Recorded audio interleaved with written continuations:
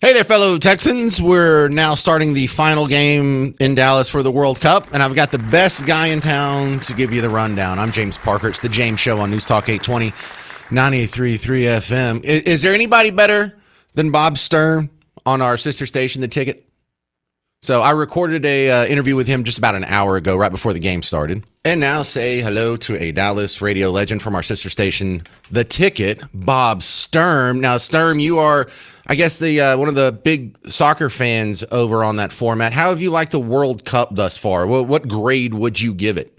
Oh, I don't know. I how about an A? Maybe an A plus. I've loved the World Cup. I think we should be very proud of the job we did as a host country, and I think the games themselves have been wonderful. Certainly would have loved the home nation to make a run for it, but what are you going to do? And but no, overall it's been a tremendous summer, and I'm very, very pleased with how far we've made it. And with a few days to go, it seems like it's been a huge success. Well, a lot of opinionated people online have pointed out that the game happening today here in Dallas may truly be the World Cup finals, because a lot of people see these as the top two teams, France and Spain. Is this the real World Cup finals, Bob? Well, you can definitely make the case. I mean, when one plays two, I get where they're coming from, but 3 and 4 are playing in the other semi. And when, these aren't, the thing is, over here in the States, we're used to best of 7 series or things like that to really rule out anomalies or a weird bounce or things of that nature. And in a semifinal today and tomorrow, I think you could make the case that there are 4 teams left. They are all capable of winning the World Cup.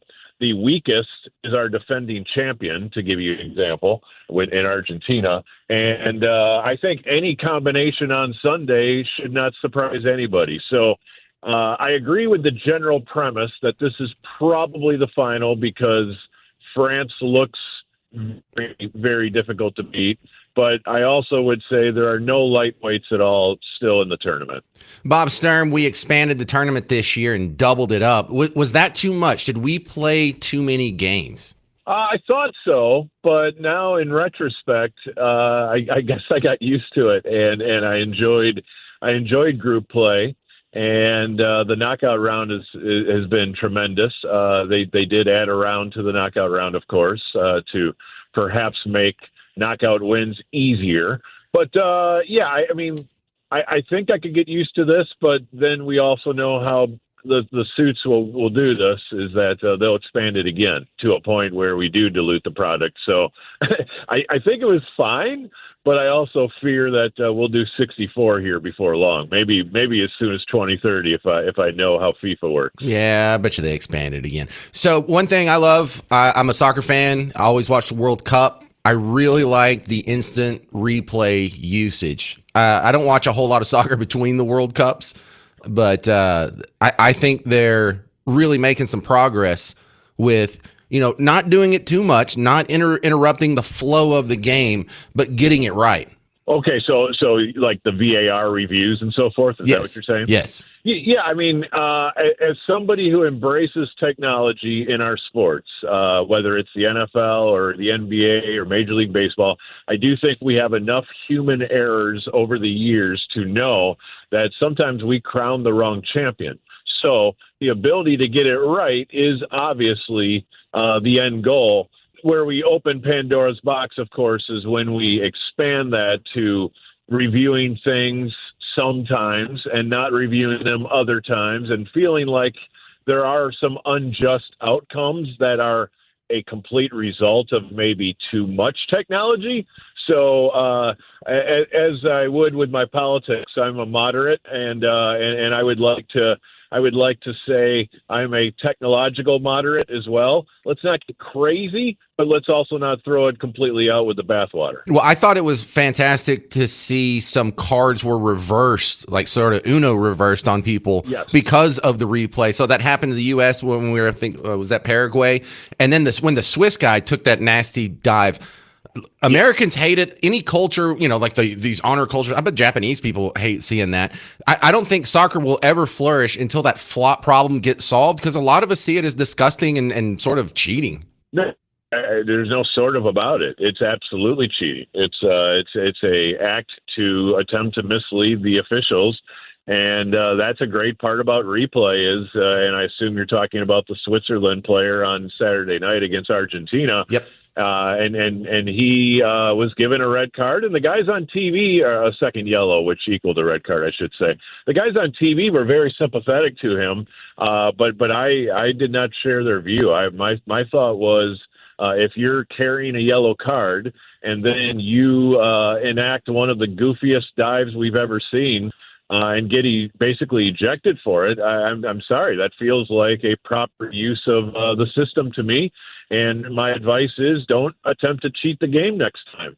So I had very little sympathy. I was kind of shocked at the way the broadcasters handled that, to be honest. Yeah, he deserved to take a walk. We're talking with Bob Sturm from the Ticket down the hall about the World Cup. So let's talk about the lessons we've learned from this World Cup. I really like how some of these players have embraced social media, and I think that's just going to be part of all World Cups here.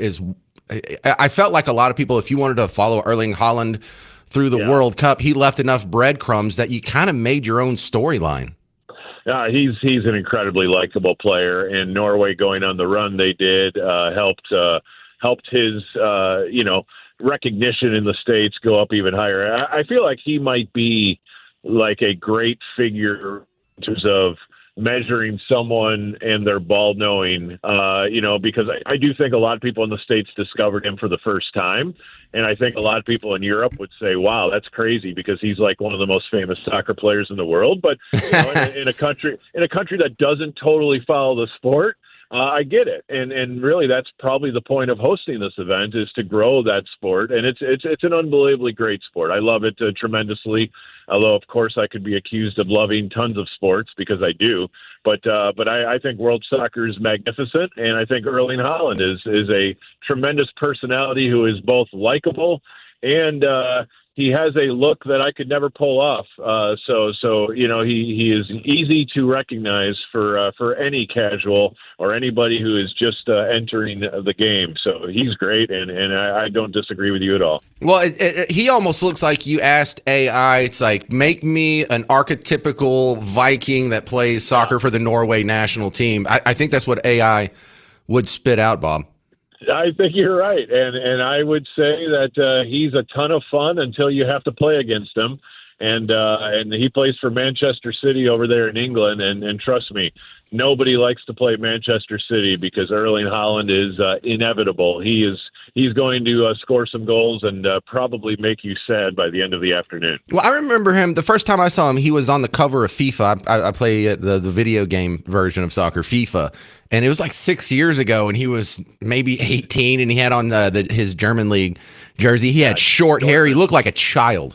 Yeah. He was for Dortmund in Germany. In fact, he was teammates with Jude Bellingham, who is the star for England.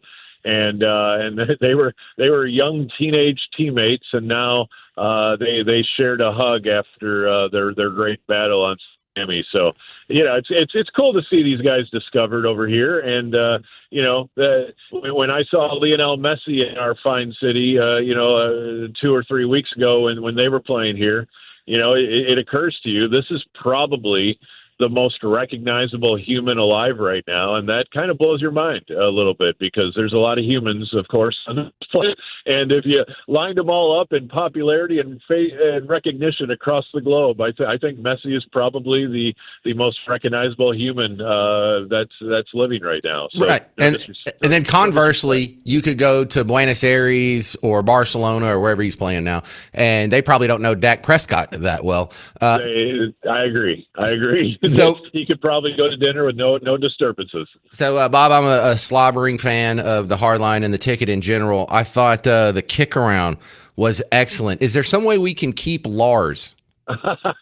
Well, I don't know. I think he wants to go home eventually, but I think he's enjoyed his Texas tremendously, and he and I have shared two matches of golf, and we'll have a third one on Thursday. So, check your ESPN ticker to see who wins the third and final match. Well, I appreciate your time here. Go enjoy some soccer, and I'll see you in the hallway pretty soon. This is Bob Sturm from our sister station, The Ticket. All right, coming up next, we're going to look at the big headlines of the day. I'll get you all caught up on Iran, Lindsey Graham, Mitch McConnell, and the ICE shootings on The James Show. News Talk 820, 93.3 FM, WBAP.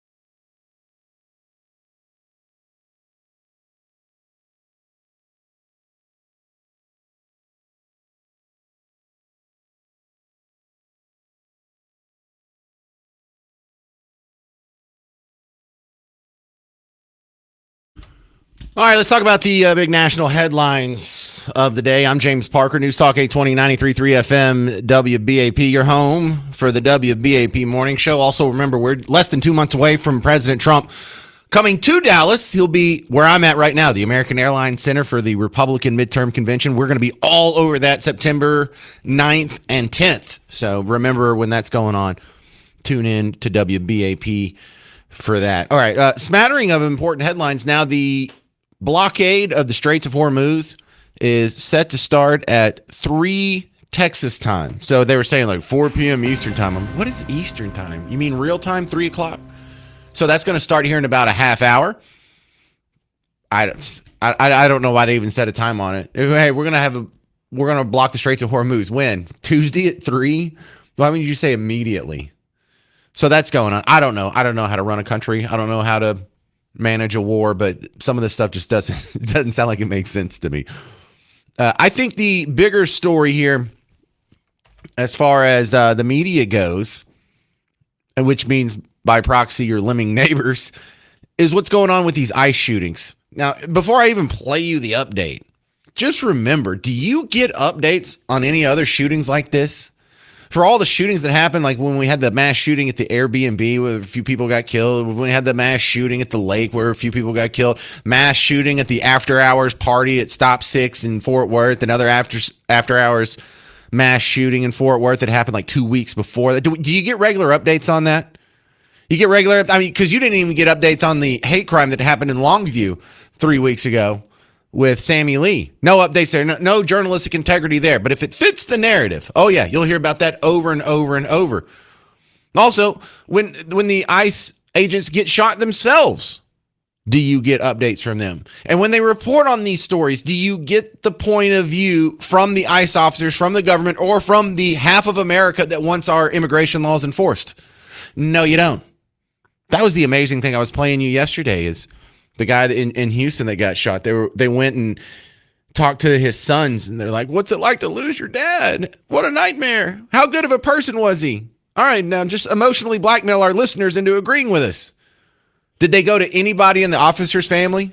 The officers who almost got killed, the officer who had to pull the trigger and end a man's life and is probably going to have, severe trauma because of that. He's not a sociopath. He's probably going to lose sleep. He's probably going to have nightmares because of that. No one's concerned about the negative effect on him, only on the children of the guy who has broken laws in this country for every second of the last 35 years. It's a real piece of garbage media we have out there. This is from our news partner WFAA. They're combining the two stories of the ICE shootings in Houston and Maine. There are growing questions after a second deadly ICE shooting in less than a week. The latest one happened yesterday in Maine, where ICE agents killed a Colombian national. Officials say he was not the person they were after. Just last week, ICE agents in Houston shot and killed Lorenzo Salgado Orojo. ICE admits the Mexican national was also not their target that day. The federal government has not invited us in. The federal government is not collaborating to this point with us in this investigation. Meanwhile, in Minnesota, prosecutors say they're now getting federal cooperation 6 months after the shooting deaths of Renee Good and Alex Preddy, including officer testimony, body camera footage, and Renee Good's car. What does that have to do with anything? We just want to remind you that ICE had these other two shootings that may stain your perception of them. There's no proof that they did anything wrong. It hasn't been adjudicated in court. We're just going to go ahead and presume guilt and present it to you in a guilty fashion. Did you notice how they didn't answer the one most important question in both of those stories? Was the guy here illegally?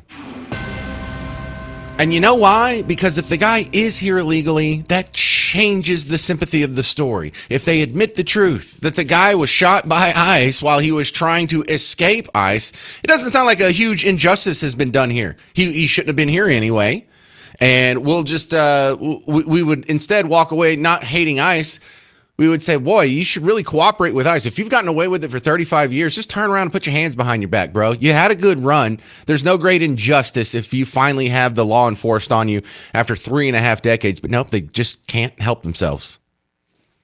All right, coming up next to help us digest the big headlines of the day, James Varney from Real Clear Politics will be on The James Show. News Talk 820, 93.3 FM, WBAP.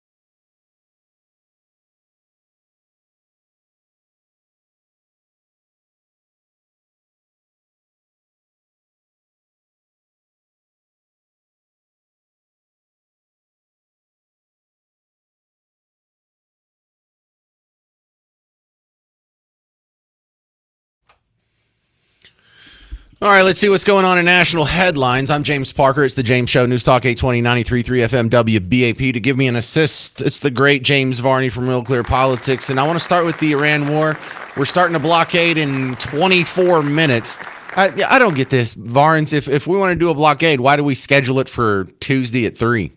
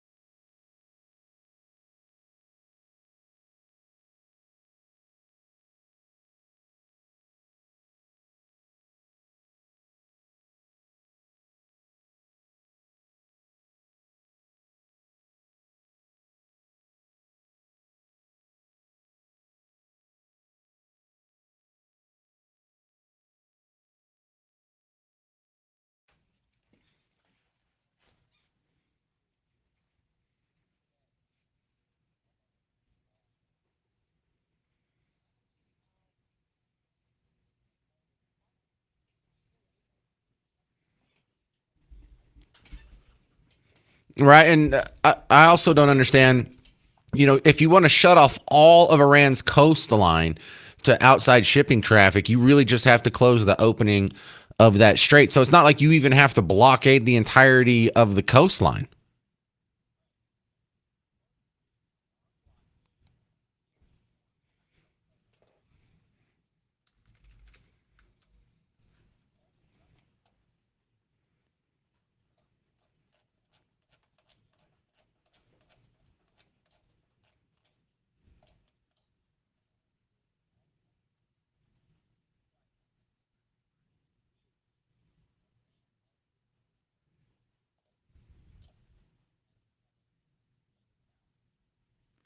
All right, James Varney, let's move on to the next big stories of the day. The situation with Lindsey Graham and Mitch McConnell are sort of mirror images of each other, because the real story isn't their health problems. The real story is the entire Senate hangs in the balance.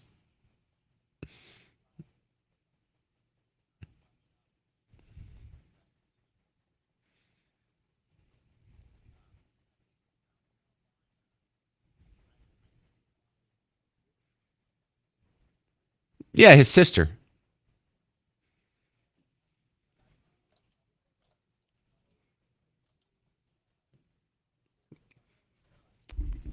You mean Kentucky?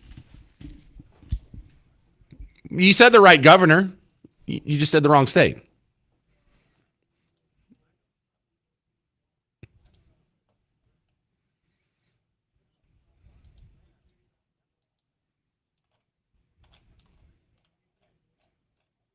They were the worst. Yeah.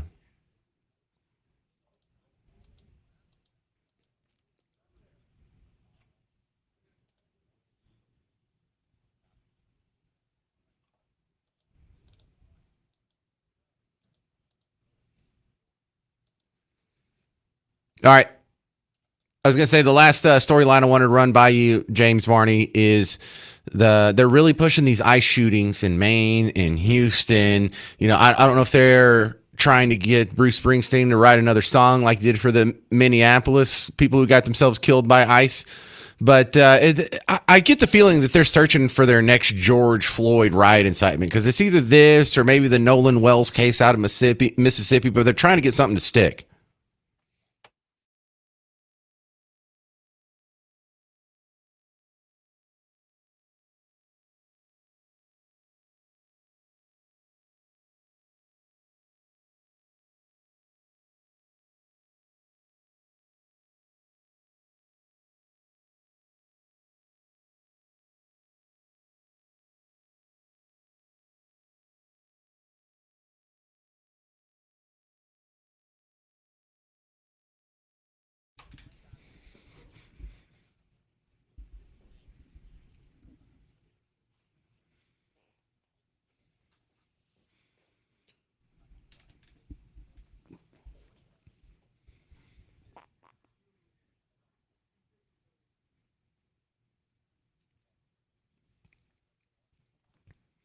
Right. Well, we see the same sort of pushback going on against data centers when they say, "Well, we're not going to have enough electricity for the data center." Well, then we better expand our electricity capacity. Not they just want to stop data centers. No, they want the government to control who can build what, when, where, how big it can be, how much water it can use, and all that. It's just that. Oh, really? You want government to control major industry? Okay, said the socialist. I see what you're really getting at. Getting at.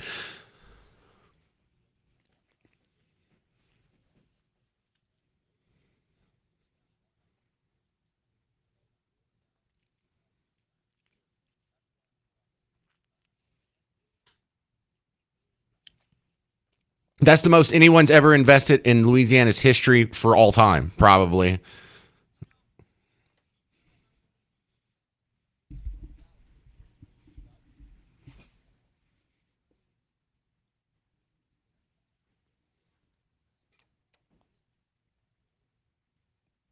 No, nobody does. Even the people from Monroe are like, "How do I get the hell out of here?"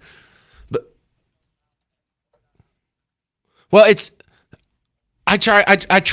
Right. I try and get people to think of data centers as oil. Like, if you don't do it here, it's going to have to come from somewhere. So, would you rather get the oil here and the productive capacity and the economic productivity? Would you rather that be here in Texas in America? Or would you rather these data centers be built in China or India or Mexico or somewhere else? So, it's not it's very fungible, and stopping this data center is not going to stop the data usage. It's just going to change who controls it.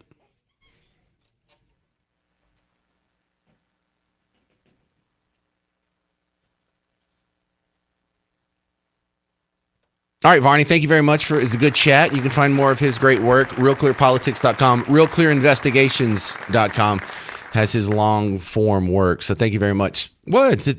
Dude, your articles are long. Like those big investigations you do, that's novella level stuff. Oh, no. I like the long version. For people who don't have that much room, there's only so much depth you can get into on the story, and you get to go a little deeper than most people. So that was a compliment, sir. All right, here's some tepid applause. That's James Varney. Coming up next, updates on the ICE shootings in Maine and Houston. 800-288-9227. I'm James Parker on News Talk 820, 93.3 FM, WBAP.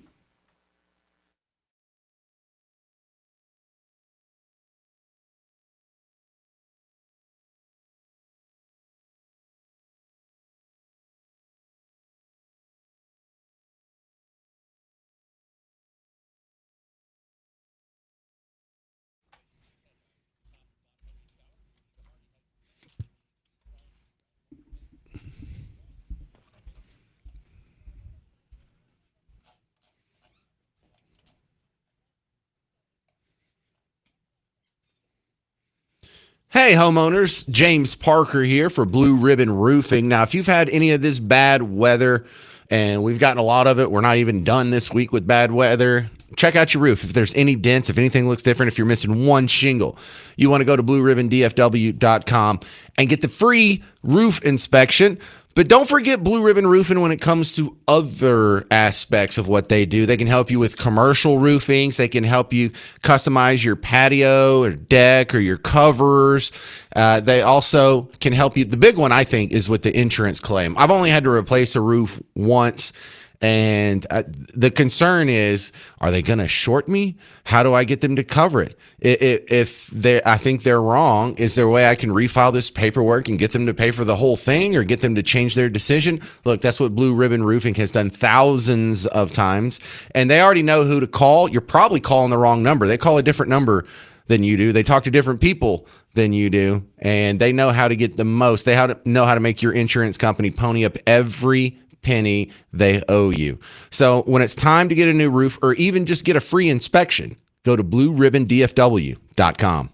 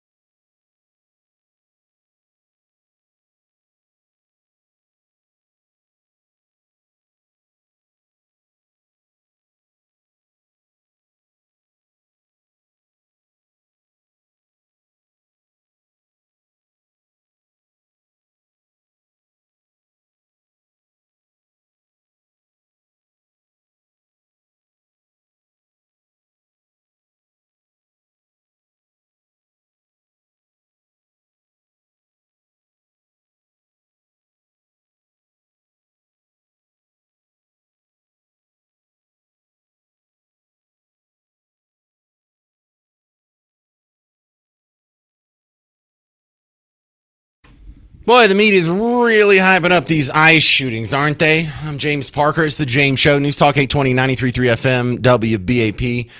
You're home for the WBAP morning show. Be sure to check them out whenever you're waking up. But we have an ICE shooting that happened in Houston, and then there was another one in Maine that happened, was that yesterday or day before yesterday?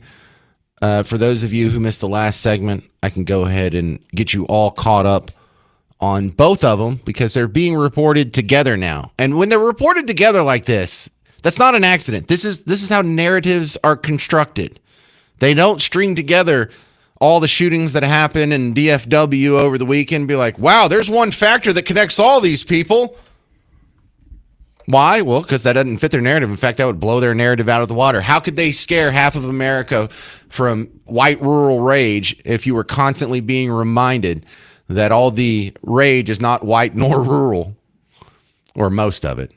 Anyway, WFAA. There are growing questions after a second deadly ICE shooting in less than by the way, see if they use the term illegal immigrant or even admit that they're here illegally. See if they even use the term undocumented migrant. There are growing questions after a second deadly ICE shooting in less than a week. The latest one happened yesterday in Maine, where ICE agents killed a Colombian national. Officials say he was not the person they were after. Just last week, ICE agents in Houston shot and killed Lorenzo Salgado Orojo. ICE admits the Mexican national was also not their target that day. The federal government has not invited us in. The federal government is not collaborating to this point with us in this investigation. Meanwhile, in Minnesota, prosecutors say they're now getting federal cooperation 6 months after the shooting deaths of Renee Good and Alex Preddy, including officer testimony, body camera footage, and Renee Good's car. Dang, they made sure that you knew both of the people that shot were not the intended targets of ICE officers. They made sure to tell you that, but they didn't tell you the status of them. They said that one was a Colombian national, one was a Mexican national. Well, are they here legally or are they here illegally? All you told me is they're not citizens. So what kind of garbage is this? Oh, I mean, you know what's going on. I know what's going on. They don't want to say anything that would make you sympathetic to ICE. Oh, so ICE was doing their job and someone tried to kill them and they defended themselves. That's the real story, but they can't quite put it like that. Now, can they? So this reporting is not an accident. They use the language. They include some details that help. They exclude other details that hurt the narrative. And so what you have here is pure propaganda. That's what it is. When you include details that help your case, but exclude the ones that hurt your case, then you're not reporting, you're propagandizing. And here's what I like about Stephen Miller here. He's on CNN. And the lady that's interviewing him says undocumented migrant. And he makes a good point about how, we just take these terms and you don't fight it every time. You usually just kind of have the conversation with whoever says that. But he's making a good point here. And they're neither undocumented nor migrants. If you've been here for 35 years, you're not a person on the move. That's what a migrant is. And it's not that they're undocumented. It's not that they don't have a social security card. It's not that they don't have an identification ID. It's not that they don't have, they might not have car insurance. It's just that it's probably fake documents. So they are illegal aliens. You're using the term undocumented migrants because it's a much softer term. It doesn't admit illegality. It doesn't admit injustice that they're here. And when you're using language, I love how he says, when you're using language to obscure the truth, then you're not acting in good faith. Homeland Security Secretary Kristi Noem posted a stunning allegation saying that an undocumented migrant sent a letter threatening to kill the president, promising to self-deport after the assassination. CNN reporting shows that investigators believe the migrant was set up. It was a victim of a setup. What is the administration going to do now? And this is an undocumented immigrant. I do want to note that. But this was someone who came forward, was a victim of a crime, and now law enforcement believes he was set up. Go ahead. Well, I want to clarify what you mean, so we're talking about the same thing. Are you saying this immigrant was here illegally?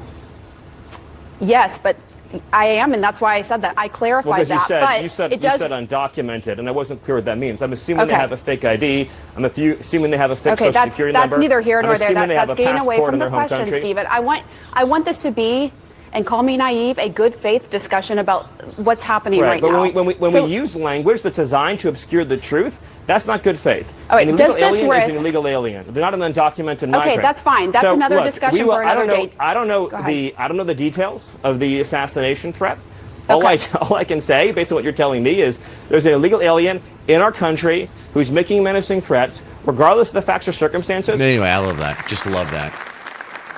All right, coming up next, Mark Ruffalo says white people commit more crime than immigrants. And, you know, I'm just going to blow this out of the water. This whole whites commit a majority of the crime in the United States, those statistics are so false, and it's so tiring that they get repeated. You'll hear me blast that next on The James Show. News Talk 820, 93.3 FM, WBAP.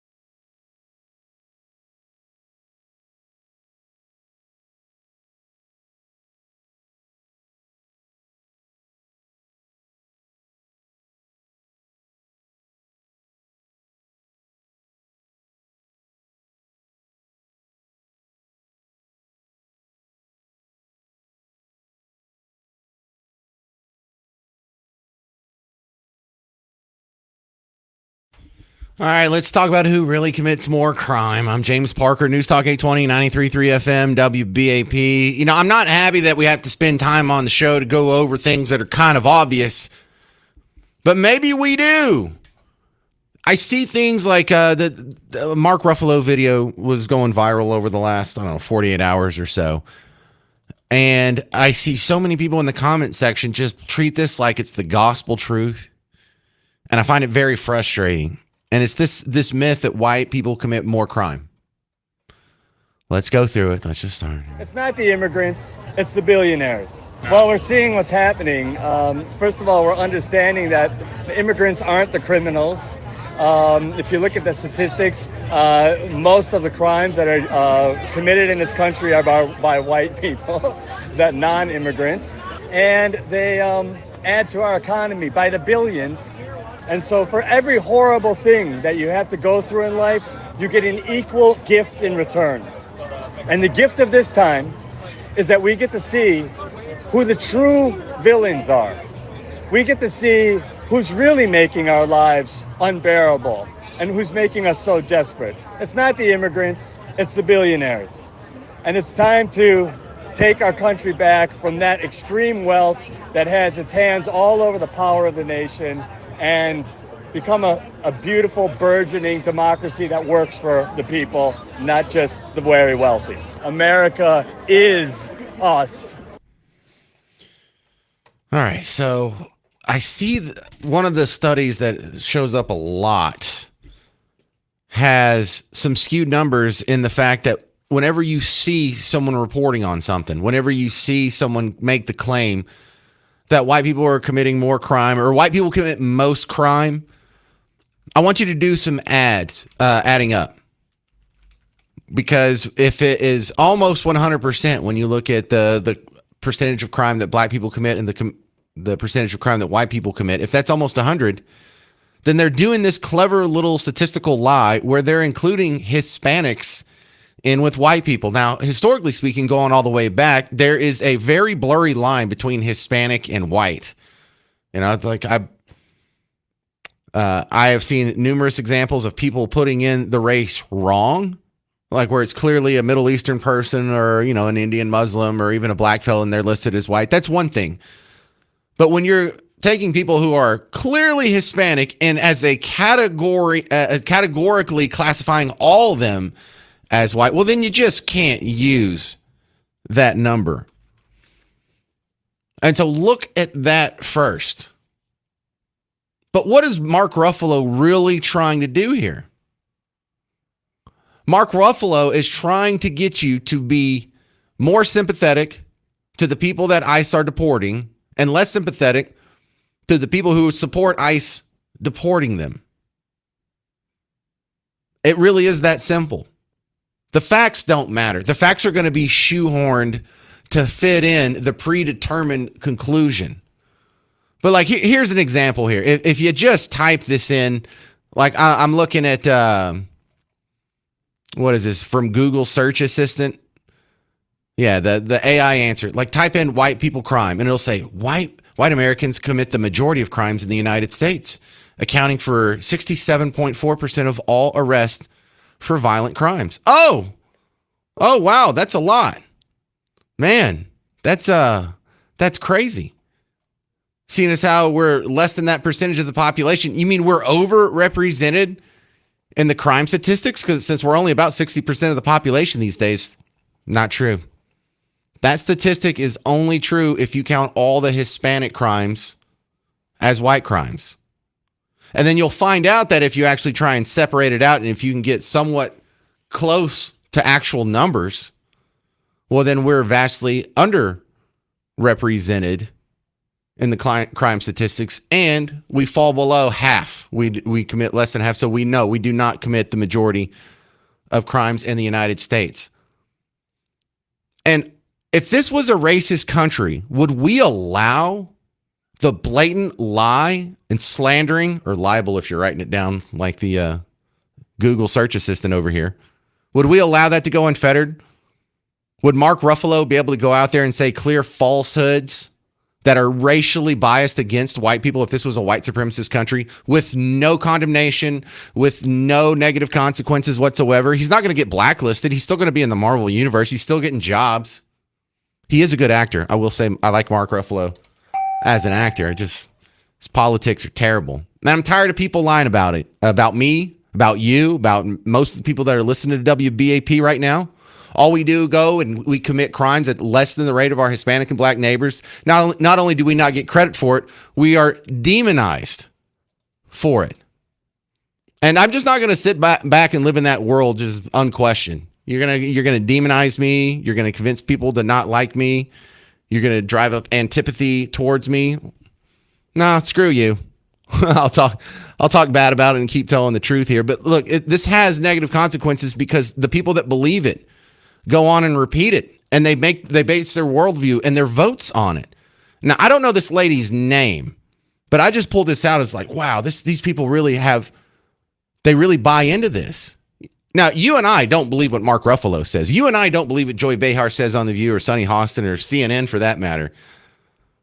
I just don't want you to forget that a lot of people do, and a lot of people just accept this as gospel truth, and the worldview that they walk away with is horrific.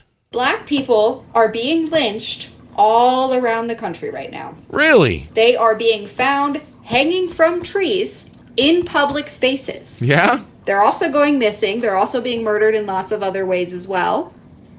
And I can assure you there is no debate here. No debate whatsoever. Black people do not hang themselves from trees in public. That is not a debate. That is not the world we live in. Don't even try. How about I'll try? I think it'd be a pretty big story.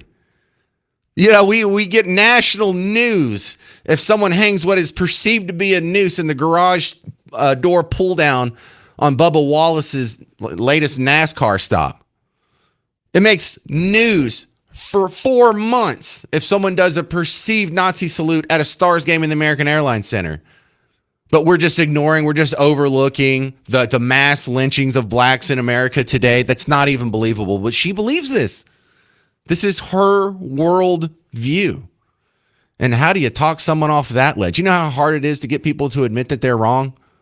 We're not asking her to update her economic policy. We're not asking her to change her worldview slightly. We're asking her to completely turn around 180 degrees and have to admit everything that she believed about race is exactly backwards from the real world. How do you pierce that bubble? 800-288-9227, 800-288-9227. Speaking of updates on the race war, you're going to get updates on the Nolan Wells situation, the black kid that was found dead after hanging out with 3 white friends. Oh, super scary, right? Well, updates next on The James Show. News Talk 820, 93.3 FM, WBAP.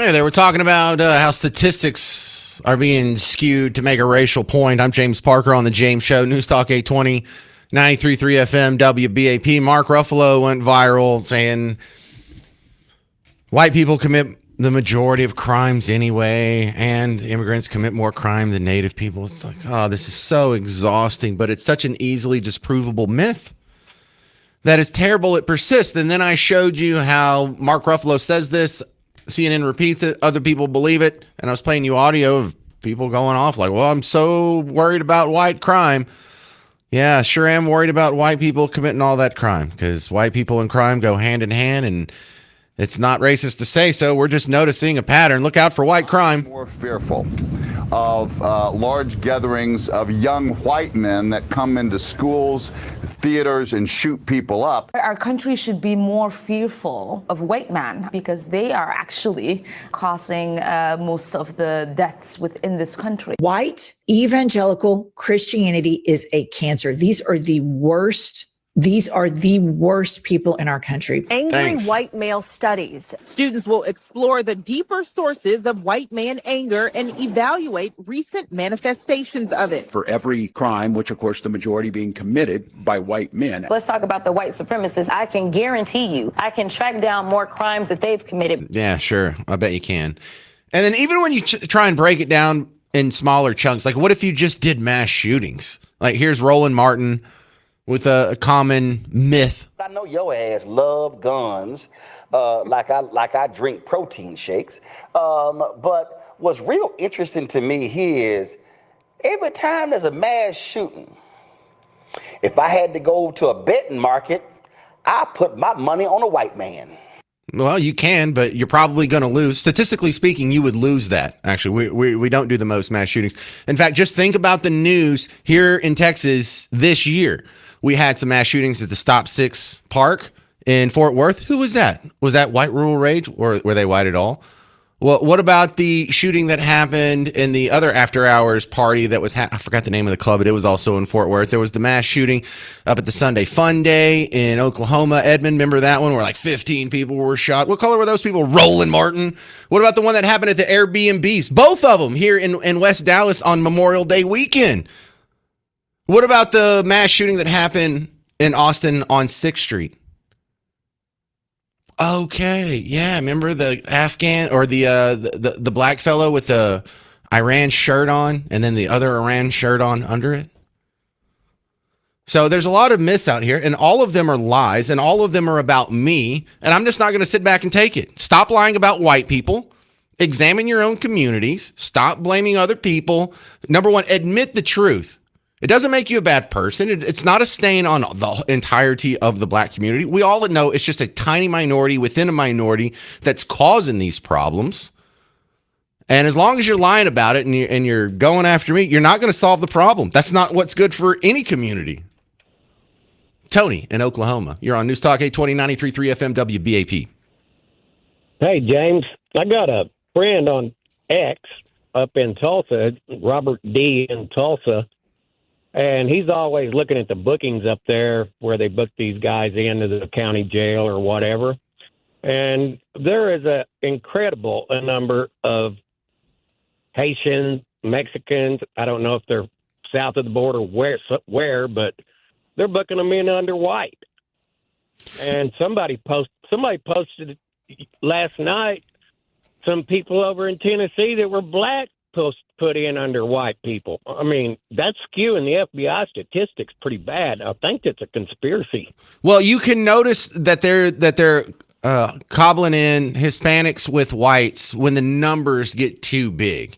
Because when you see that like black people commit like 30% of the crime and white people commit 70% of the crime, you're like, okay, so Hispanics commit 0? Someone's getting lumped in there, right? The numbers are too big. And so once you see that, you can just discount that whole thing, and whoever's pushing that is either duped or dishonest. So you can try and point out to them that they're duped. If they're not opening to admitting that they're wrong, just cut off the conversation. They don't want to have an honest conversation. They don't care what the facts are. They've already made up their minds that white people are evil, and a lifetime of conditioning is not going to be undone with one afternoon session of you showing them the stats. Tony. But Exactly. I always tag Cash Patel on it and tell him they're skewing his data. Because wait, Tony, where are you at in Oklahoma? Where are you at in Oklahoma? Okay. I'm in Guthrie, just north of Edmond. Oh, pretty close to where they had that little shooting over there. Yeah, the Sunday Fun Day. That's exactly why I include it. I know y'all are in my area. Thank you very much, Tony. Yeah, I know I say Texans a lot, but I realize some Oklahoma people are listening.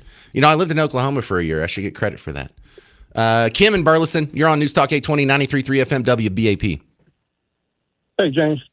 Hey, Kim. Hey, man. Hey, I'm just riding along and I'm listening to you, and I tried to follow the instruction you gave, and so I asked the AI assistant pretty much the same thing you did, but I took non-Hispanic whites out, and it's still 48 to 52% of total crime is by whites. And now I would assume that makes perfect sense considering whites are the majority.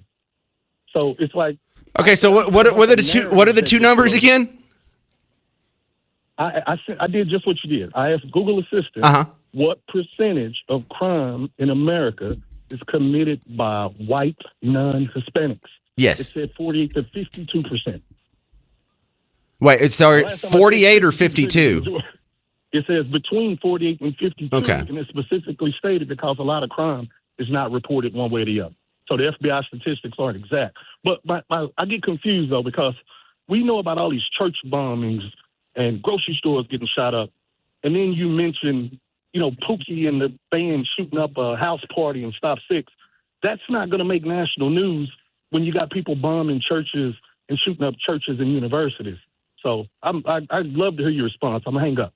Well, no, don't hang up. I don't understand the difference here, because the stats don't matter on how much attention it gets in the national news. The stats are the stats. Okay, he's gone. No, I really don't.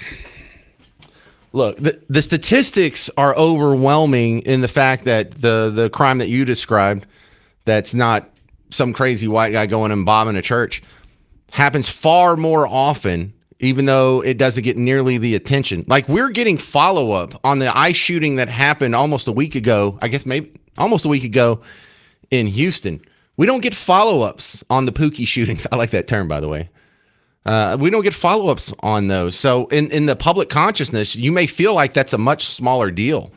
But for every black person that dies at the hands of a white person, there's like 30 of them that die at the hands of another black guy. Anyway, I'm out of time. I don't know. I'll think about that and see if I can understand what he was really asking, because I really want to address that next on The James Show. News Talk 820, 93.3 FM, WBAP.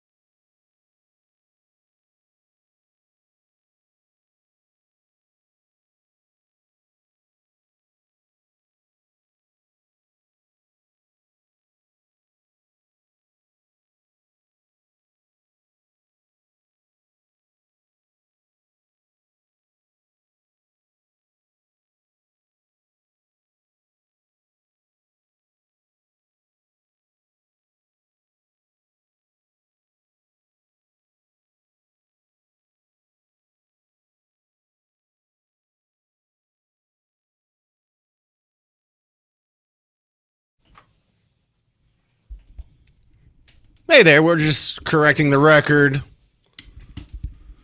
Correcting, I guess, Mark Ruffalo on race crime stats. I'm James Parker. It's the James Show, News Talk 820, 93.3 FM, WBAP. Yeah, and I've got a text from a friend of mine saying Mark Ruffalo's terrible. Well, look, he's an okay actor. He was a terrible Hulk. All right, well, I didn't see him in Marvel, but I've seen some of his other movies. And I don't buy into that just because someone I politically disagree with, they all of a sudden become a washed-up, terrible actor. He's a great actor. His politics are just ridiculously wrong. For those of you just joining us, I'll catch you up real quick. This went viral in the last 48 hours. Mark Ruffalo. It's not the immigrants, it's the billionaires. Well, we're seeing what's happening. First of all, we're understanding that the immigrants aren't the criminals. If you look at the statistics, most of the crimes that are committed in this country are by white people. Wrong. So let me give you an example of the wrong statistics. There's a lot of people that repeat these. These will be repeated on CNN and M. Snow and ABC, NBC, CBS. But I had this pulled from a show we did last year right after Charlie Kirk was assassinated. Of course, he went hyper viral and a lot of his videos were making the rounds, and then people were debunking some of his videos. So here's one of the worst debunkings you've ever heard. About 13 to 14% of the population. Yes, about half of all prisoners are black. Exactly. So blacks commit more crimes than whites do. They commit more murders, they commit more arsons, they commit more kidnappings. For example, blacks are 13% of the population and they commit 58% of all the murders. Okay, let's talk about it. These are obviously racist claims, but hang on. How is that racist? If it's true and he's just reading statistics, how can that be racist? Can you not have an honest conversation without being called racist? How can he present these statistics without being accused of racism? Is there a way? I will respond to them as if Charlie Kirk were a reasonable person. Black Okay, just start with an insult. Well done, sir. Well done. Americans are about 13 to 14% of the population. Yes, about half of all prisoners are black. Wrong. Just 38% of America's prison population is black. That's according to the U.S. government. But it makes you wonder why Charlie feels the need to add an additional 12% to the black prison population. Could it be because his bigoted talking points only work if he exaggerates them? If Charlie were actually looking for the race that makes up half the prison population in the U.S., he'd look no further than white people at 57%. All right. That's exactly what I'm talking about. So if you take the white prison population, 57%, and you add it to the prison population that this guy admits, the black prison population is 38%. What number are we at there? 38 plus 57. Y'all still with me? We're at 95%. You mean only 5% of the prison population is something other than white or black? Not believable. Not believable.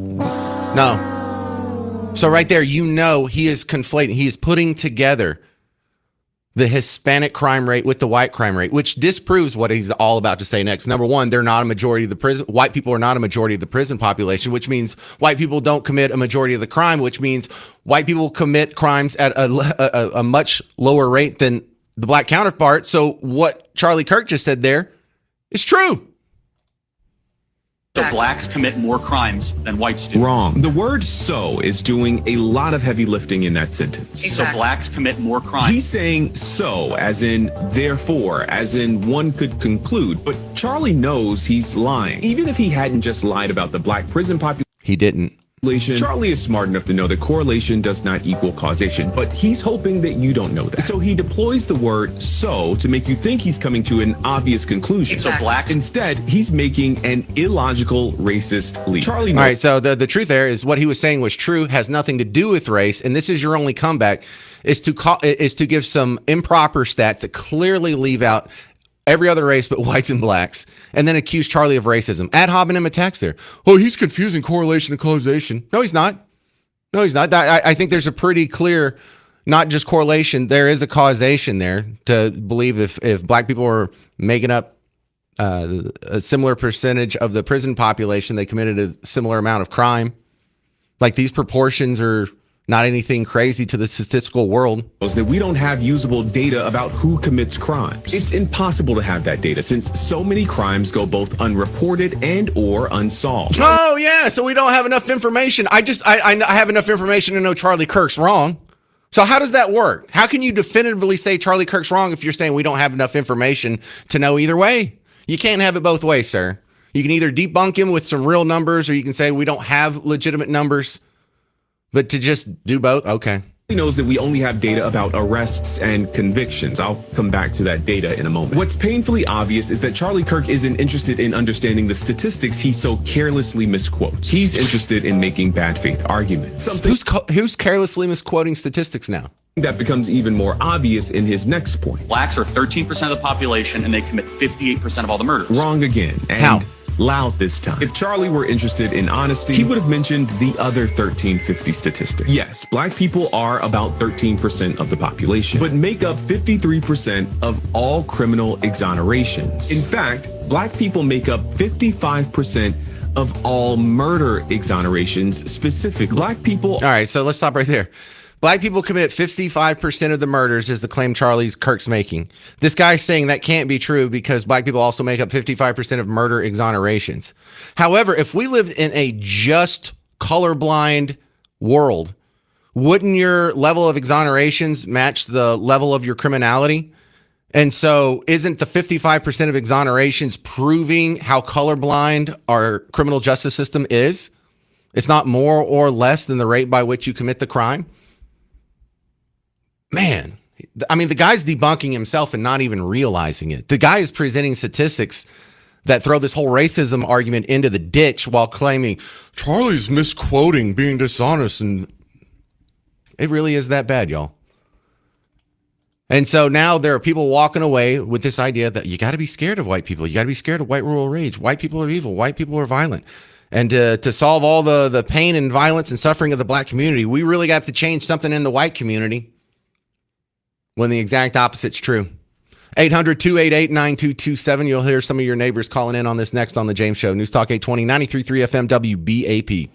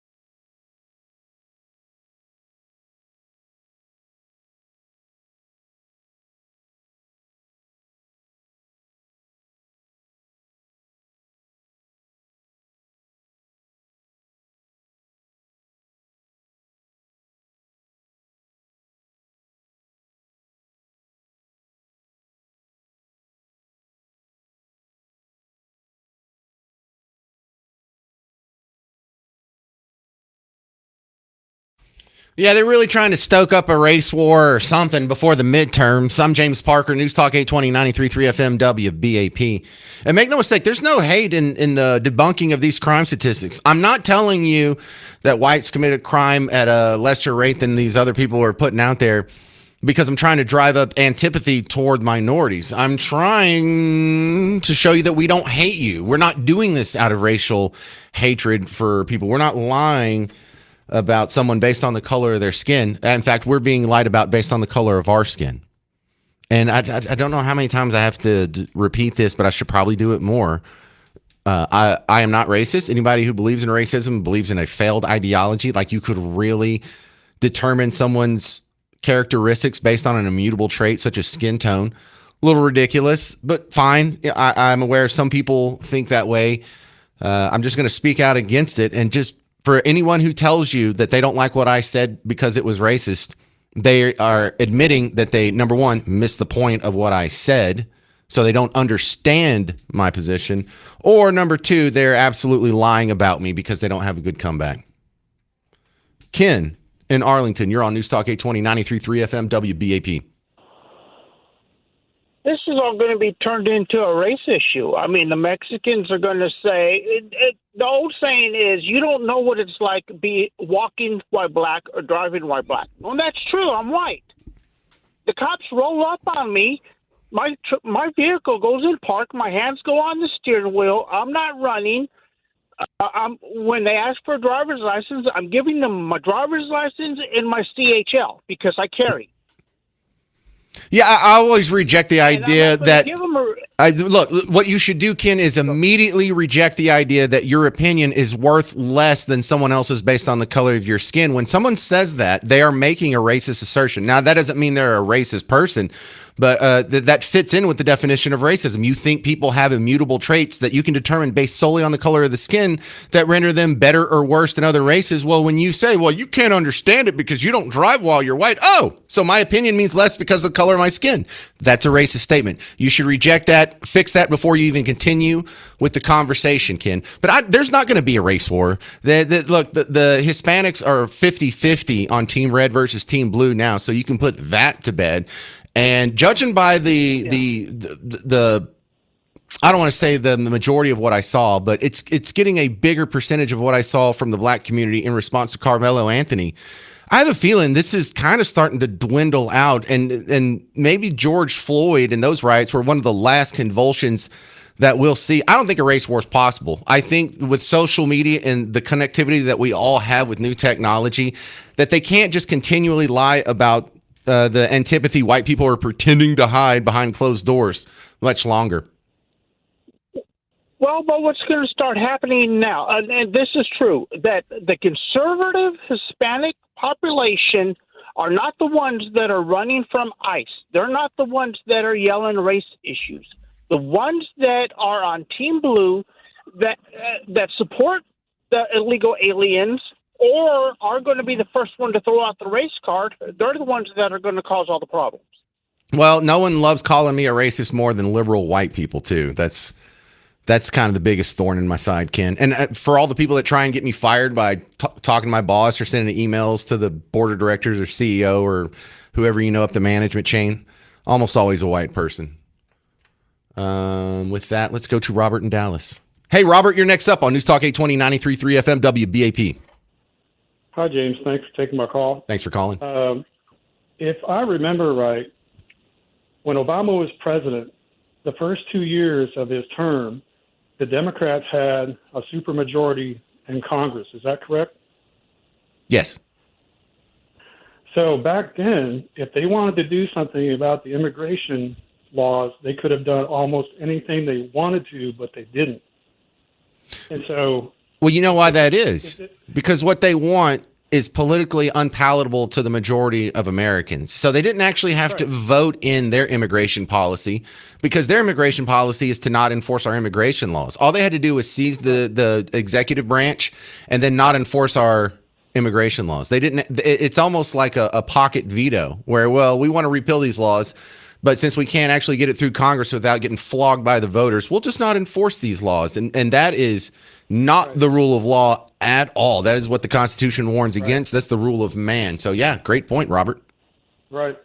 And second, the reason why Islam is running over cities like Plano is because the church is falling down on the job as far as evangelism, as far as explaining their faith. What? No. The church has nothing to do with 300,000 people from South India or from South Asia coming here in the last 20 years. The church could probably do a better job, but if you're bringing in hundreds of thousands, that's a problem with our immigration system. That's a problem with H-1Bs. That's a problem with our border. But I have a hard time blaming the church for that. Right, but if they're not out evangelizing these people, because the Lord is bringing them here, whether we like it or not, and we need to do something about it. But you think you can convert a woman in a hijab? Sorry? I'm just kind of out of time. Yeah, I get what you're saying. And I'm not trying to be like defensive of the church. Of course, they could do more and we could do better, but if there is such thing as bringing in people at too big of a clip for the church to absorb and help assimilate. That's for sure. 800-288-9227, 800-288-9227. Updates on the just flaccid attempt at a race war with the Nolan Wells situation. I'm James Parker. It's News Talk 820, 93.3 FM, WBAP.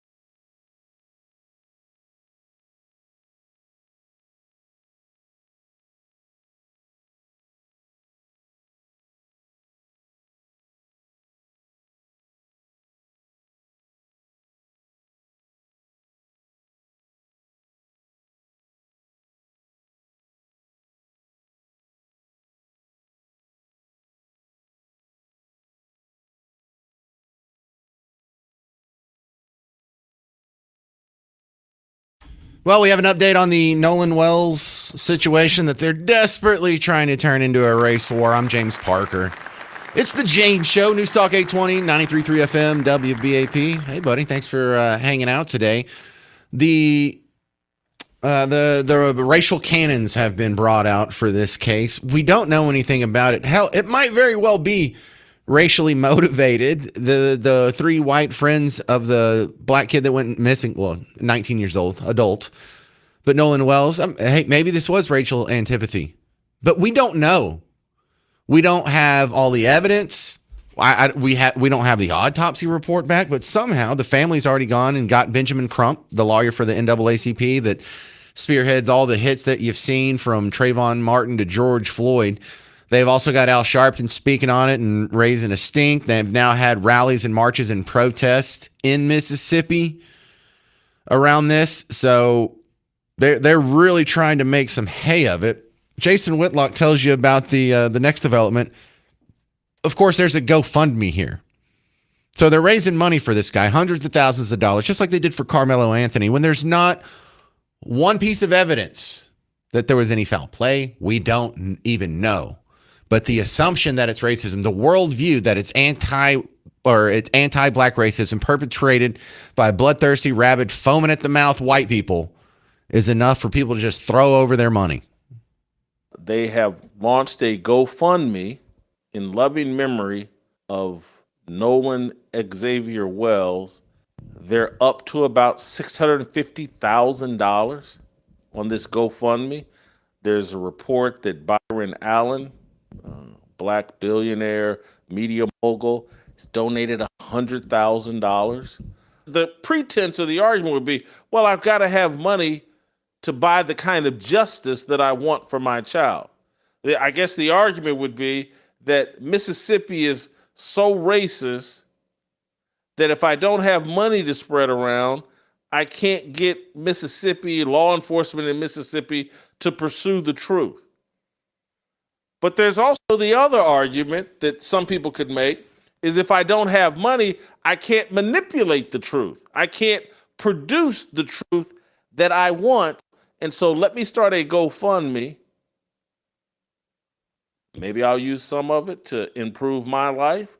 Maybe I'll use some of it to make sure I get an autopsy report that backs up my contention, or an autopsy report that tells the truth, a toxicology report that tells the truth or supports my narrative. But this seems like the way that we're headed, and I'm pointing to Carmelo Anthony as like he laid the blueprint, but maybe I should point even further back that this has been the point of the entire Black Lives Matter movement from the get-go. See, Jason Whitlock, he sees right through it. A lot of people are seeing through it. I am more optimistic than I ever have been about race relations in the United States. Let's go to Joe in Grapevine. You're next up on News Talk 820, 93.3 FM, WBAP. James, honor and privilege as always. Oh, it's that Joe in Grapevine. Hey, bud. Hey, buddy. James, you know, as long as I can remember, at least for the last decade and a half, even on Rush Limbaugh, it has been well documented that blue cities or blue states are under or not reporting if they're illegal first, or what their ethnic background is too. And as you've even said so many times, well, we probably have a good idea because they didn't mention whites at first, as Ann Coulter used to always state. But James, this has been going on for some time, even in Dallas-Fort Worth. And it was on your show. You were questioning, I think it was Grand Prairie, if someone was illegal or not. We really didn't know. Well, come to find out, someone else investigated it, looked into it, and just in the Dallas, Grand Prairie area, there was at least a dozen within a short period of time that were illegal. This was about maybe 8 months to a year ago. But look in Chicago, James, and this is something that Sean Hannity, something that Rush Limbaugh used to do. Every weekend, especially during the holidays, there were always shootings in Chicago. But what did they not always say? Was it a bunch of whites against the blacks or Hispanics? Hispanics against whites or Hispanics against blacks? No, they never mentioned. And that goes true to this day. And it doesn't mean, and I'll finish with this, just because a lot of those blacks doesn't mean that lost their lives or maybe even defended themselves that they were in the wrong. Maybe they were defending themselves, and maybe, which we don't endorse, we're trying to get some justice because they didn't feel like the system was getting it for it because it was black on black crime. But they don't want to mention that, do they, James? Well, look, civil rights attorney Ben Crump just did a press conference today, and he is signing on to represent the family of this 18-year-old who drowned in Lake Ray Hubbard back in April. Now, he was with a couple of friends, too. I don't know the intricacies of this story, but now I'm interested in it because we've just discovered a reason to bring in Ben Crump 3 months after it happened. I'm super suspicious about this, but it looks like you're dumb not to do it. Like if you're a black family and you have a kid who dies under mysterious circumstances anywhere in proximity to white people, put up a GoFundMe account and just see if you can raise a few $100,000,000 or a few $100,000. Because that seems to be a pretty successful model thus far. And I wish I had more information on this other story, Joe, but I didn't watch the press conference. It's like a half hour long.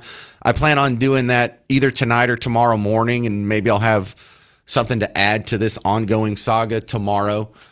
But yeah, there's another one. There's another one. So I might be adding to this on the Wednesday edition of the James Show. 800-288-9227. Still coming up, the latest word salad from Kamala Harris about the WNBA. I'm James Parker. It's News Talk 820, 93.3 FM, WBAP.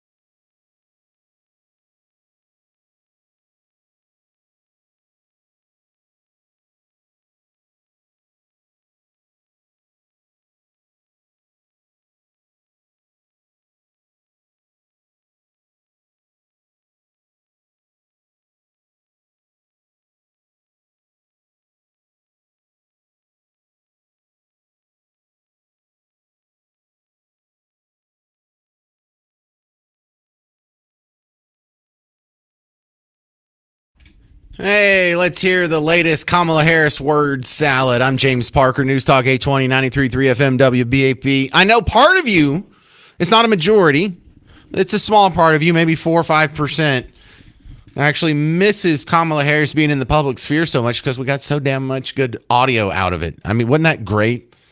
That whole that presidential election cycle, because they didn't trot her out in front of the media much when she was a senator, and they didn't trot her out a whole lot when she was vice president. But when they were making her run for president, boy, it was just coming every day. We got some good ones. Now, we're going to mix the greatness of Kamala Harris word salad, and we're going to put it in the context of something else you absolutely love, the WNBA.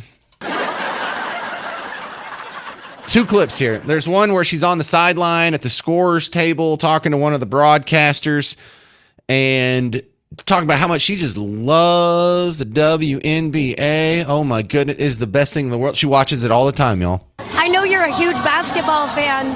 How do women do it better? Oh, that's a big Can we just stop? Can we just... None of these girls are good enough to make in the NBA. You can say pretty much anything else about the WNBA and people will applaud it. I'll applaud it. But how are they better? I don't know. Better looking, maybe. I know you're a huge basketball fan. How do women do it better? Oh, that's a big question about so many things.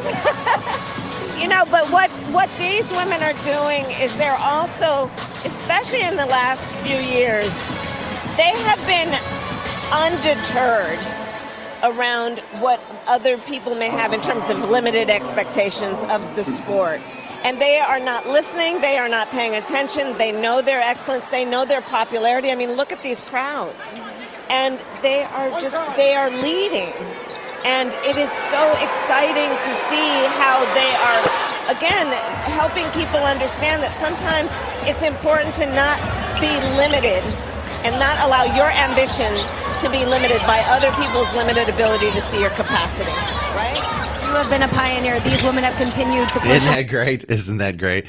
Here's the even better one. This isn't official footage from the broadcast. This is someone's cell phone footage.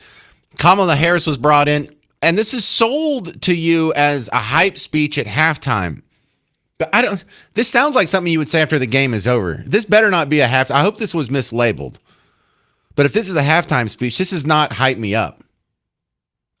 And you are having an incredible impact. I travel our country. Young girls, boys, people of every gender, background, race, watch the W. Yeah. No, they don't. And understand how inspiring it is. So keep doing what you're doing. You guys are impacting people who you may never meet, people who may never know your names or mine, but they are aware of what you are doing. And it is giving them a sense of their value and their dignity and what they have a right to expect from this world. So congratulations on this game, but congratulations as much as anything else for the path you guys are charting. It is extraordinary to watch. That's it. Boy, they really think highly of themselves here. This is Al in Dallas. You're on News Talk 820, 93.3 FM, WBAP. Oh, how you doing, sir? Hey, Al. Okay, this is my thing. I listen to you all the time. We agree about 90% of the time. Oh, cool. Thank you. You have children, don't you, Mr. James? Yes, I have 4 children. Put yourself in the position of those parents. Okay. Who was killed. Wouldn't you be concerned, regardless of the race of the people involved, that if your son or daughter, God forbid, went out with some friends and they wound up dead? What? Okay, but these things aren't connected. Of course I would be concerned, but I wouldn't call a race huckster. I wouldn't call the white equivalent of Al Sharpton. I wouldn't call, who is that even? David Duke or Jake Lang or Nick Fuentes? I wouldn't call a race hustler ever to go address the media, no. Okay, well, the thing about it is you may not like Mr. Crump, but you have the right to retain him because... no one says he doesn't have the right to retain him. Please don't do straw man on me. Okay. All I'm saying is that, we still have some unanswered questions. All right? Agreed. No one says we don't have unanswered questions. We all agree we have unanswered questions. The problem is these people have brought in the racial angle with Benjamin Crump, and there's absolutely no evidence to suggest that anything racial is part of the story. So what this does do is betray what is in the heads of the parents. The parents think that there's something racist. The parents see race as the essential defining characteristic of these boys. These parents are racist. If this is what you do in reaction to your kid dying, or your kid, like in Carmelo Anthony's case, murdering someone else, is you go call a race hustler, I think there's a pretty good chance you're pretty ate up with racism to begin with. Well, we just don't agree there. I mean, the bottom line is this. I'm open-minded. I'll wait to see where the facts lead. Okay, I don't believe in overreacting. I believe in letting things play out to see what happens. But if they want to bring Crump or whoever there, that's their right to do so. I don't believe it's been made racial. But, we just don't agree on that. How can this name a case that Benjamin Crump has been a part of that wasn't racial? Name a case that wasn't racial? Yeah, they all have. Every case that Benjamin Crump has made in the public sphere is race-based. So don't pretend like, I don't see anything racial about it. If they want to go get an attorney, that's the right. No one says they don't have. Listen, don't do the straw man thing. I want you to actually hear me and digest this, because it sounds like you're just trying to deflect this because this doesn't fit your existing worldview. But if someone goes out and they go get a Ben Crump, or they get an Al Sharpton, or they get someone racial, they're the ones that are inserting race into this. And if there's zero evidence of anything racist about the story, and they go get one of these guys before there's any evidence, I think that's a damning evidence that the parents there are racist. Well, we just don't agree on that, sir. I mean, they have the right to get who they want. This is a serious situation, but this isn't an agree to disagree. It's not like we're saying Project Hail Mary is a good movie. Well, I disagree. I think it's a bad movie. That's subjective. This is objective. They are being racist. They are seeing a racial angle in the absence of evidence. Their first instinct is race. And so I think that betrays the racism in their own hearts. Okay. You're a big supporter of the current president, right? Donald Trump? Everything he does isn't racist. Okay. I've never, but, Okay, go ahead. All right. The thing about it is this: people have the right to have their differing opinions on this. Okay, we've made progress with race relations in this country. We still have some work to do, but we've made progress.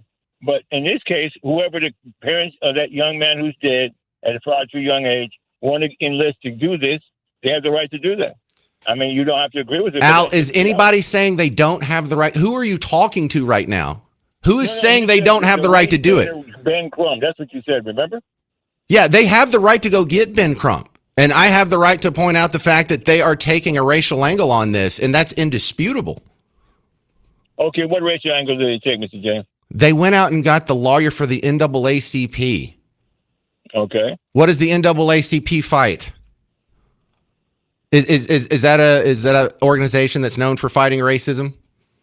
They have been, yes. Yeah. Okay, so these are all just common sense. Different ethnicities that made it up NAACP. These are all just common sense, the conclusions that any normal person would make. You are inserting race into the situation when you bring in the lawyer of the NAACP, right? I don't agree with that, sir. Why else would you call the NAACP? Because you had a plumbing leak? Well, the NAACP was founded with a myriad of ethnicities. It wasn't just black people. No one said it was. Again, with the straw man. Stop with that. Well, you have the right to your take on this, sir. But again, are you under the impression the NAACP isn't a civil rights organization? I didn't say that. All right. Nothing's going to get through there, is it?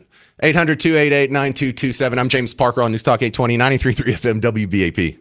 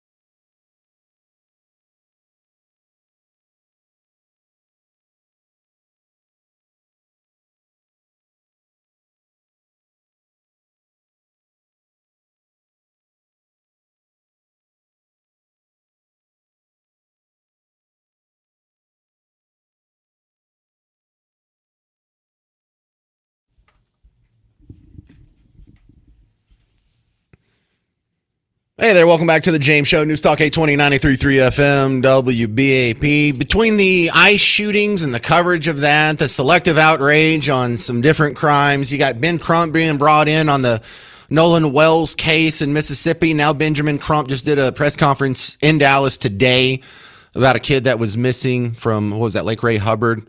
And so it is race riot season, y'all. We got some midterms coming up in just a few months, and they'd like to get their voting base energized, and nothing like a good round of riots to do it, I guess. I don't know. It's just sad because the accusation of racism on the part of white America is so exhausting because from my point of view, especially as a talk radio host, I'm constantly saying, I am not racist. I do not hate people based on the color of their skin. And then people call in, they're like, why are you so racist? And it's the most frustrating thing ever. And it's frustrating when you put it next to trans people. How can this person identify as something they're not, but I can't identify as something I am? Right? You'll call Caitlyn Jenner, she, her, just out of respect because that's what they identify as and that's what they believe, and you're going to respect that. But me, I can't shake it. Even when I say I don't believe in racism, and I think racism even against white people is bad, they're like, man, why are you racist? And I don't know. I don't feel like I'm getting through to people on this. Brian in Frisco, you're next up on News Talk 820, 93.3 FM, WBAP. Yeah, I don't know about the whole racism thing on that. I mean, was the kid out there with some white friends? And if that's the case, I get that. But if he was with his black friends, would this guy been called in to be his lawyer?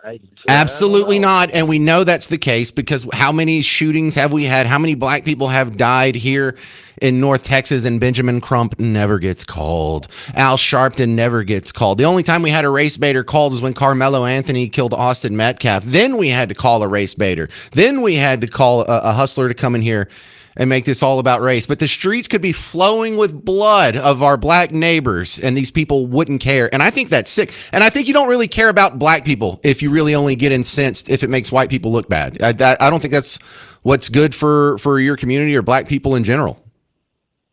Right. Yeah, I agree. And then moving on to what Kamala had to say about the WNBA, she missed a golden opportunity to resurrect her famous line about these women are unburdened by what has been. I like that. No, look, a lot of people were pushing back on that, saying, hey, remember when Kash Patel went to the locker room of the U.S. men's hockey team after they won the gold, and he got slammed in the media for that? Like, yeah, it's time to do that. There's so many important things he could be doing. It's one of the least important things. He's just doing it for clout. I mean, is he drunk? So, yeah, just the bias is so hyped up there. You can't even get an even covering on half times. This is Ed in Mansfield. You're on News Talk 820, 93.3 FM, WBAP. I'm just surfing through the channels. I couldn't come across your station, and I was curious. Have you ever? Do you feel that you've ever been wrong about anything? Oh my God, yes. Give me one good thing. So I used to think that we need sensible gun control. Like I was okay with background checks and registering and serial numbers and databases and closing the gun show loophole. I was wrong about that. At the very beginning of my radio career too, I was also wrong about environmentalism. I believed in global warming, not so much so like an Al Gore or whatnot, but I did believe that man-made contributions to the climate were causing bad events and we needed to get a hold of it. I don't believe that anymore. So absolutely, I've been wrong about things.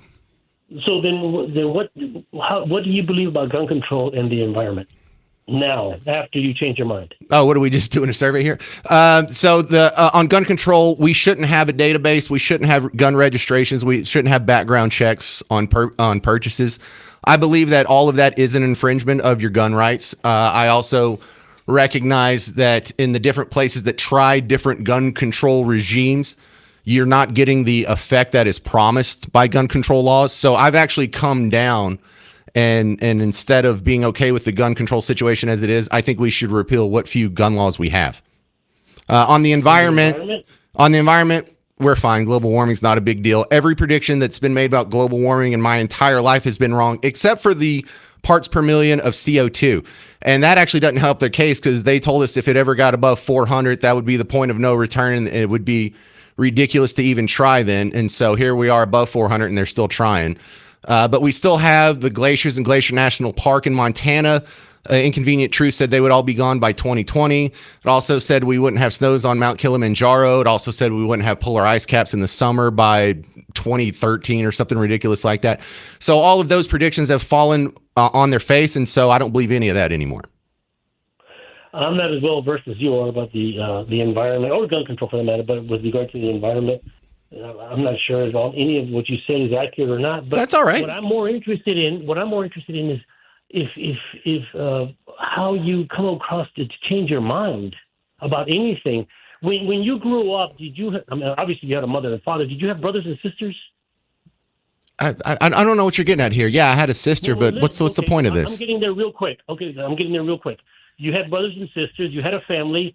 Clearly, you didn't agree on everything. You had a disagreement about one thing or another. Is that fair? Sure. Okay, over 300 million Americans. We're not all going to agree on anything. Why does it have to be your way? Well, it has to be my way when if someone's going out there and they're saying the sky is green and grass is blue. Nobody's saying that though. Don't make ridiculous. Of course they are. Of course. I'm speaking realistically. Calm down. Does everybody have to agree with your point of view because you're making ridiculous analogies. Well, because on some of these things there is a right and a wrong. Now on subjective things, on opinion things, there's not. But the fact that black people commit crime at a greater rate than white people. Wrong? Is that it? Well, no, statistics. There are things that are provable. That's right. Let's go on facts. I love that. Good. Yeah, so white people do not commit a majority of violent crime in America. And the people that say that, I have no problem correcting them because they are wrong and I am right, and that is provable. Okay, I like that. I love facts. Republicans historically, and I'm talking historically, this is not my opinion, these are facts, have increased the debt again and again without fail. Yeah. Why do you support that? I don't. Then why do you support Trump? Who says I do? This is your first show, isn't it, Ed? Is this your first show? Trump? No. Do you support Trump? No, I'm a libertarian. I vote libertarian. Well, then I would never have known that because you seem to agree with everything that Trump says. No, see, you came to that conclusion so you wouldn't actually have to address the facts that counter your worldview. And this cognitive dissonance is easier in your head if you can look. I want you to answer that. Tell me. Which part? What's your question? Anything. Ask me a question. Ask you a question. It contradicts what I just said. I don't care about your opinions. You called me. I didn't call Ed in Mansfield. No, you're right about that, but I care about your audience because you are influencing them and giving garbage. What did I say that's not true? You're okay. What was that thing on the radio? Okay, well, just that you are correct about your opinion is right. No, not necessarily everybody agrees with your opinion. You know, you may like this or that, and that's fine. But not everybody has to go along with what you say. For example, it's just like going to a grocery store. Hang on, let's come back. What did I say that's not true? Okay. Yeah, there's nothing, bro. Keep listening to the show. I'm not who you think I am. You have a caricature in your head that's already built of me, and it's okay. That's fine. Okay, I know there's a lot of other people in the talk. Let me ask you a question. All right, you got like 30 seconds. The black analogy about how Ben Crump is there and if it weren't for a black person or if it weren't a black victim, he wouldn't have been there. Well, you know, what about the converse? What if it were a white person that would be a victim? What business does he have there? It's of no. Right, because he's a race hustler. And you're making my point. He's never had a white client in the public sphere like he's done all these other racially charged. Ed, I'm not who you think I am. I understand why you think that way because a lot of people in the talk radio space have ticked you off before. And you're a racist. Well, if that's all you got, I think I pretty much won there. No, he did the secret word. See, you can't say anything I've said that's incorrect, so you are forced by your cognitive dissonance to try and discredit me. So first you try to accuse me of being a blind, sheepish Republican Trumper, wrong. And now you're trying to accuse me of bigotry and racism, wrong. Maybe you should reevaluate your worldview. Maybe I am right on some of these things. 800-288-9227. I'm James Parker on News Talk 820, 93.3 FM, WBAP.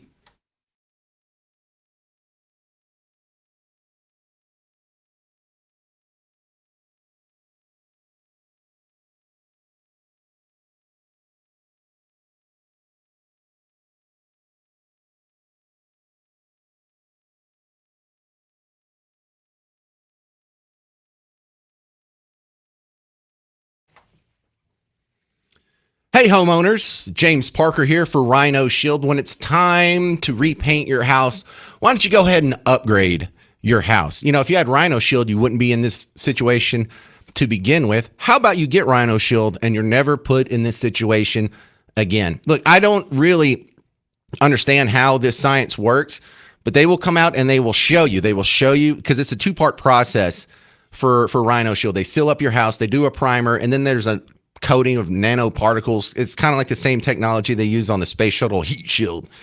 But when they put it on there, you see that it expands with the house. It contracts when the house gets cold. It makes a great seal. It blocks UV rays. It helps save you on energy costs by giving you a little bit of an insulation factor, a 6.9 R factor. Really, I don't even know what that is, but it's an insulation measurement of some sort. But here's the good news. You're going to come back in 10, 20, 30 years, and it's still going to look beautiful. No cracking, no flaking, no peeling. And if you're worried about the cost, that's no problem. We'll put it on a low monthly payment for you. So when it's time to fix up your house, go to rhinoshielddfw.com.